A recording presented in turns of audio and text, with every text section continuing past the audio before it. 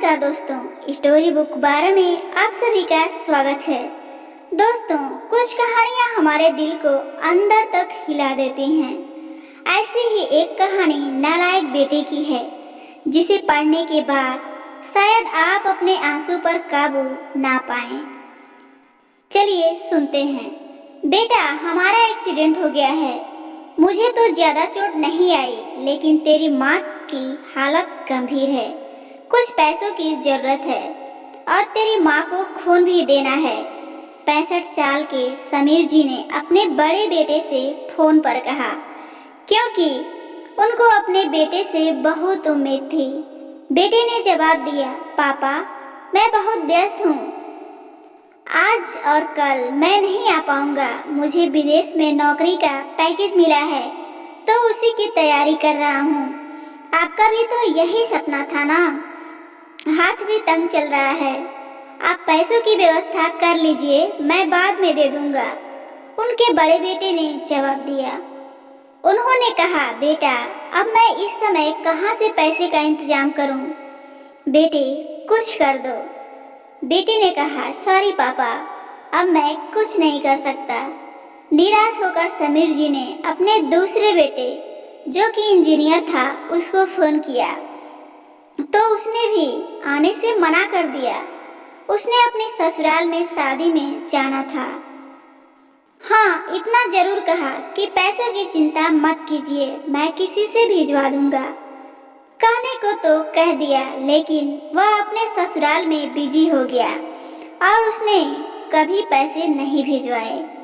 उन्होंने मायूसी से कहा, अब उस नालायक को फोन करके क्या फायदा? जब ये दो लायक बेटे कुछ नहीं कर सके, तो वो नालायक क्या करेगा? उनको अपने दोनों बेटे से ये उम्मीद नहीं थी। उन्होंने सोचा और बोझिल कदमों से अस्पताल में पत्नी के पास पहुंचे और कुर्सी पर ढेर हो गए। पुरानी बातें याद आने लगी। समीर जी स्कूल में शिक्षक थे। उनके 3 बेटे ही थे। बड़ा डॉक्टर और मझला बेटा इंजीनियर था। दोनों की शादी बड़े घराने में हुई थी और दोनों अपनी पत्नियों के साथ अलग अलग शहरों में रहते थे। दोनों बेटों की शादी भी उन्होंने खूब धूमधाम से की थी। सबसे छोटा बेटा पढ़ाई में ध्यान नहीं लगा पाया था। 11वीं के बाद ही उसने पढ़ाई छोड़ दी और घर में ही रहने लगा। कहता था, मुझे नौकरी नहीं करनी, अपने माता पिता की सेवा करनी है। इसी बात पर समीर साहब उससे बहुत ही नाराज रहते थे। उन्होंने तो उसका नाम ही नालायक रख दिया था। दोनों बड़े भाई पिता की आज्ञाकारी बेटे थे, पर वह गलत बात पर उनसे भी बहस कर बैठता था। इसलिए समीर जी उसे पसंद नहीं करते थे, क्योंकि समीर जी का छोटा बेटा खुददार था। उसको गलत चीजें और गलत बात बिल्कुल भी पसंद नहीं थी। जब समीर जी रिटायर हुए तो जमा पूंजी कुछ भी नहीं थी। सारी बचत दोनों बच्चों की उच्च शिक्षा और उनकी शादी में खर्च हो गई थी। शहर में एक घर, थोड़ी जमीन और गांव में भी थोड़ी सी जमीन थी।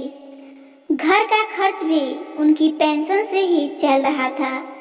समीर जी को जब लगा कि छोटा बेटा सुधरने वाला नहीं है, तो उन्होंने बंटवारा कर दिया और उसके हिस्से की जमीन उसे देकर उसे गांव में ही रहने भेज दिया।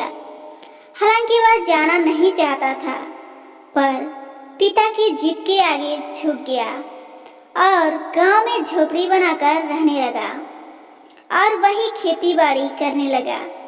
समीर जी अपने दोनों होनहार और लायक बेटों की बड़ाई किया करते थे।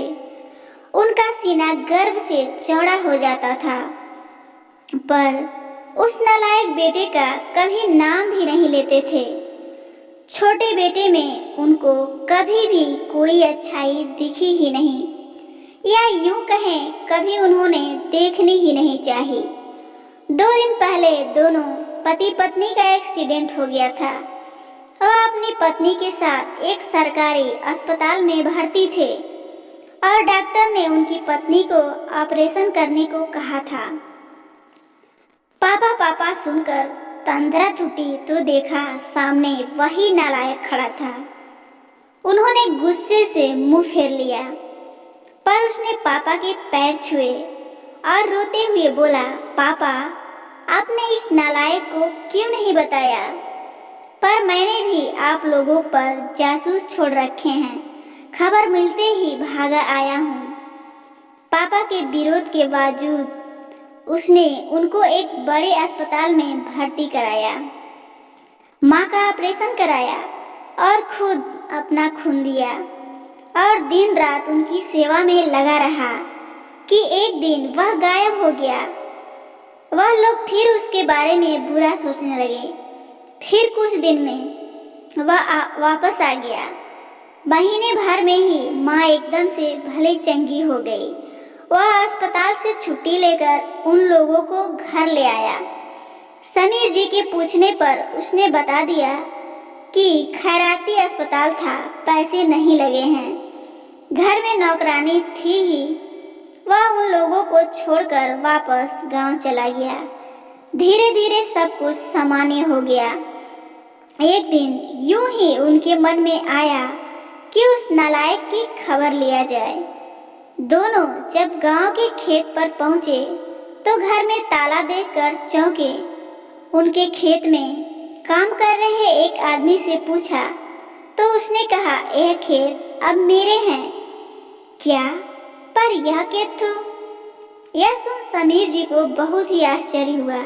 हाँ साहब, उसके माँ की तबीयत बहुत खराब थी, उसके पास पैसे नहीं थे तो उसने अपने सारे खेत बेच दिए। वह रोजी रोटी की तलाश में दूसरे शहर चला गया है। बस यह झोपड़ी उसके पास रह गई है। यह रही उसकी चाबी। उस व्यक्ति ने कहा। वह झोपड़ी में दाखिल हुए तो बरबस उस नालायक की याद आ गई। टेबल पर पड़ा लिफाफा जब खोलकर देखा तो उसमें रखा अस्पताल का 9 लाख का बिल उनको मुंह चिढ़ाने लगा। उन्होंने अपनी पत्नी से कहा, जानकी, तुम्हारा बेटा नालायक तो था ही, झूठा भी निकला। और अचानक ही उनकी आंखों से आंसू गिरने लगे और वह जोर से चिल्लाए, तो कहाँ चला गया नालायक? अपने पापा को छोड़कर एक बार वापस आ जा, फिर मैं तुझे कहीं नहीं जाने दूंगा। उनकी पत्नी के आंसू भी बहे जा रहे थे और समीर जी को इंतजार था अपने नालायक बेटे को अपने गले से लगाने की। आज समीर जी को एहसास हुआ, कभी अपने बच्चों में भेदभाव नहीं करना चाहिए। हर बच्चे की रुचि अलग अलग होती है, तो जिसमें बच्चों की रुचि हो उनको वही करने दें। लायक कोई पढ़ने से नहीं बनता है, बल्कि अपने दिल और दिमाग और व्यवहार से लायक बनता है। माँ बाप को कभी भी अपने बच्चों पर अपनी सोच नहीं थोपनी चाहिए। और अक्सर देखा गया है, जिसको हम बिना काम के समझते हैं वही वक्त आने पर काम आता है। दोस्तों, इस कहानी के बारे में अपनी राय कमेंट बॉक्स में जरूर दें और ऐसे ही स्टोरी वीडियो पाने के लिए हमारे स्टोरी बुक 12 चैनल को सब्सक्राइब भी कर लें। धन्यवाद।